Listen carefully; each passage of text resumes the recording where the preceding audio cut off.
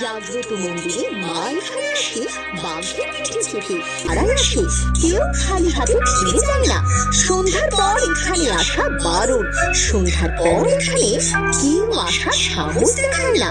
যে সাহস দেখিয়েছে তাকে আর খুঁজে পাওয়া যায়নি। এখানে সন্ধ্যার পর আর কেউ আসে না। অনেকেই এসেছিলেন রাত্রে সাধনা করার জন্য। তারা এখন বর্তমানে কোথায় আছে সেটা কেউ বলতে পারে। ঘাটে মায়ের হাত উঠে এসেছিল জল থেকে। হাত দুটো এরকম করে বার করে দেখিয়ে দিয়ে এখানে রয়েছে বাঘের পায়ের ছাপ। বাঘের আচর দিচ্ছে এখানটায়। নিজে বাঘের বাচ্চাকে দুধ খাইয়েছিল।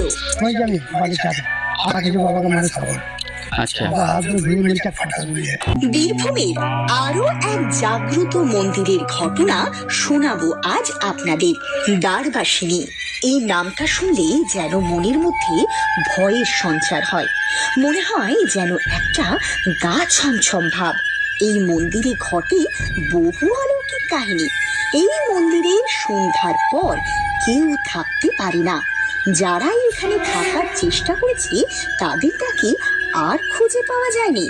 বুঝতে পারছেন এই জায়গার মাহাত্ম্য কতখানি? এখানে সন্ধ্যার পর আর কেউ আসে না।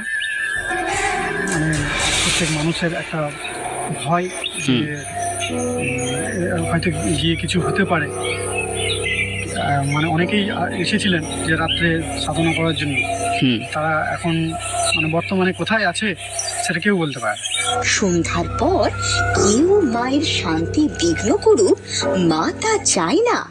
পৃথিবীর বিরল এই অজানা জায়গার নাম দ্বারবাসিনী। সন্ন্যাসী এখানে রক্ত দিয়ে মা দ্বারবাসিনীকে নিত্য ভোগ দেয়। শুনেছেন এরকম ঘটনা? তবে বলি, এখানে বয়ে যেত রক্তের নদী। একজন সন্ন্যাসী মা দ্বারবাসিনীকে নিয়ে চলে যেত মন্দির থেকে।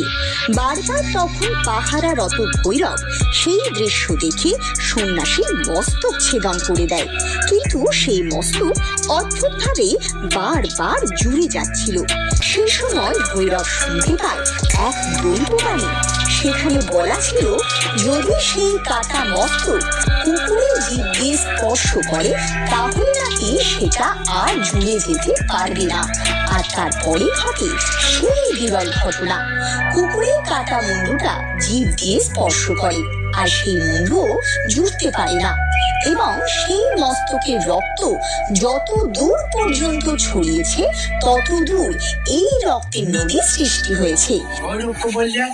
আপনার যে বাহন কুকুর আছে, ওই যে কুকুর বেড়ায়, কুকুরকে দিয়ে যদি চাটানো করা হয় সন্ন্যাসীর তামন্ড, তাহলে আর জোর দেবে। সেই কুকুরে ছেটে দিলে আর সন্ন্যাসী দেবের মুন্ডটা জয়াল নিয়ে যাবে। এইবারে ওই কাটা মুন্ডটা যতদূর থেকে নিয়ে এসেছে হাতে ধরে, সেইখান থেকে সন্ন্যাসী কাঁদর, এই যে কাঁদরটা সৃষ্টি হয়েছে জলের। এবং সন্ন্যাসী বলে যান এই জলে মায়ের নিত্য সেবা হবে।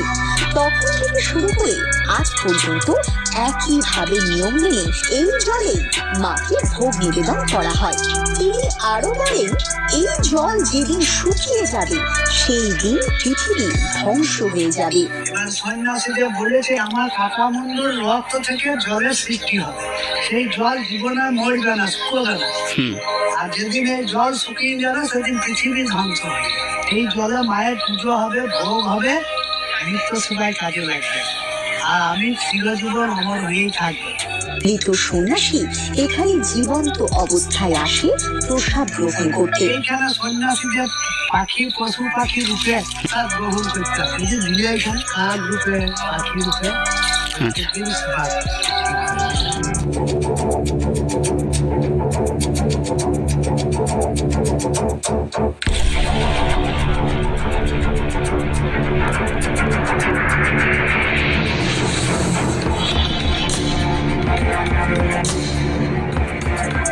এখানে আসলে সবার মনস্কামনা পূরণ হয়।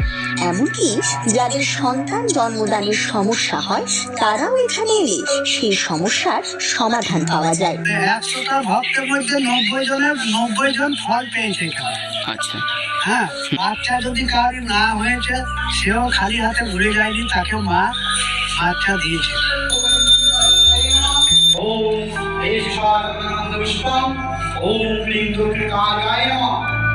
সন্ধ্যের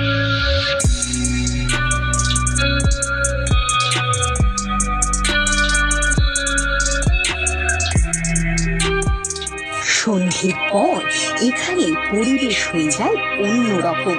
সন্ধ্যের পর কেউ এখানে আসে না, তবে একদিন হঠাৎ মন্দিরের গর্ভগৃহে শোনা যায় কাঁসর ঘন্টার আওয়াজ। এ এক আশ্চর্য ঘটনা, কারণ অনুপস্থিতিতে কাঁসর ঘন্টা নিজে থেকেই বেজে ওঠে। ওই একবার হঠাৎ মায়ের ঘন্টা কাঁসর সন্ধ্যাবেলায় মানে ভারতের মতন সেই বেজে উঠেছিল।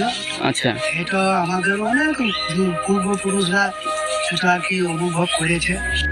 এর থেকে বোঝা যায় মা স্বয়ং এখানে বিরাজ করছেন।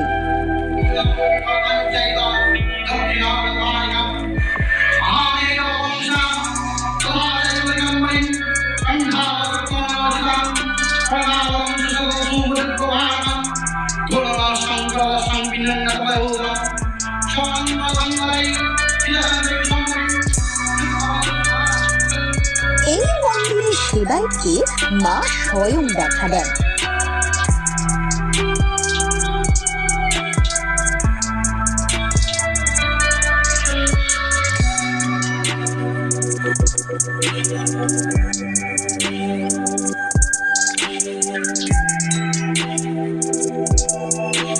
এখানে আসার পর দেখতে পেলাম এমন এক দৃশ্য যেটা হয়তো আগে কখনো কোথাও দেখিনি। মাকে ভোগ নিবেদনের সময় ঢাকি যখন ঢাক বাজায়, তখন ভৈরব দেবের বাহন কুকুর, মন্দিরে থাকা প্রতিটি কুকুর সেই একই সুরে ডাক তোলে। মনে হলো যেন সেই সন্ন্যাসীকে আহ্বান জানাচ্ছে।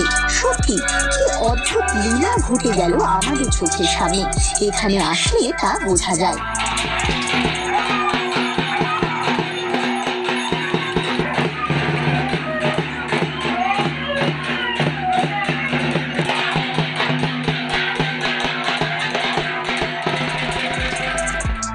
এখানে মায়ের ভক্তের অভাব নেই, শুধুমাত্র মানুষ নয়, মায়ের ভক্ত এখানে সকলেই।